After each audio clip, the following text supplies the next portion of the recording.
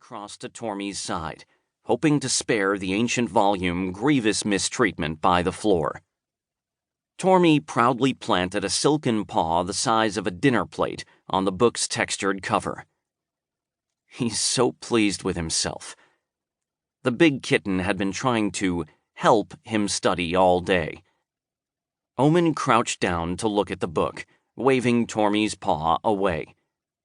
He recognized the language the book was written in. Suleldrine, the language of the gods. The Book of Cats, by the Architect. He read the title, upside down as it was facing Tormy, out loud. I is thinking this is the bestest book ever. Tormy's amber eyes widened with excitement. His whiskers flared. Curious in spite of himself, Omen opened the cover and glanced at the first few lines written inside. It does appear to be a book about cats, he told Tormy. But it's not what I'm supposed to be doing, remember? I'm learning my spells. I is knowing. Tormy seemed undeterred as he pushed his nose into the pages and then turned several of the sheets of parchment with one paw, claws carefully sheathed. You is doing this spell. He planted the same paw on the page for emphasis. Omen turned the book. He recognized the lines and strokes of the pattern. A magical spell, just like the ones he'd been studying. There was a drawing of a mouse above the pattern. No doubt the reason for the cat's interest. Clever cat. He recognizes it as a spell. The stack of books on the desk behind him were filled with magical patterns his mother had determined beginner level. The bulk were spells she believed Omen should have learned long ago. Remedial, he grunted under his breath. To his burning embarrassment, his mother had called his lessons remedial. You're not really supposed to cast spells from books, Tormy, Omen explained to the cat. This was a lesson his mother had drummed into him early on.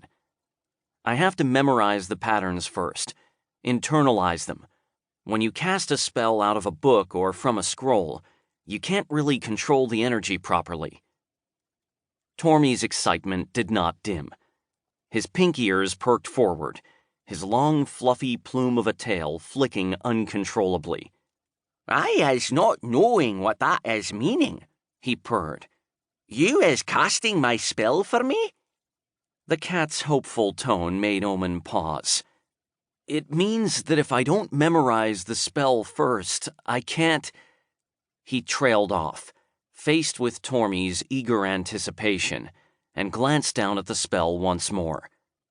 While he didn't exactly know what the spell was, it was labeled mice just under the drawing of the mouse that had caught Tormy's attention.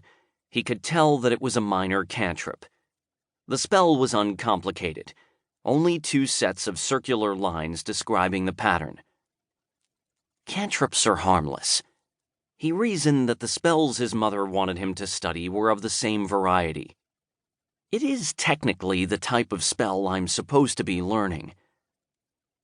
Well, all right, he agreed. Can't hurt to try once.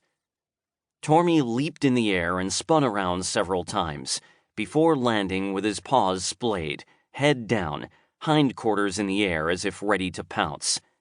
Amber eyes sparkling, he looked from the book to Omen and back again.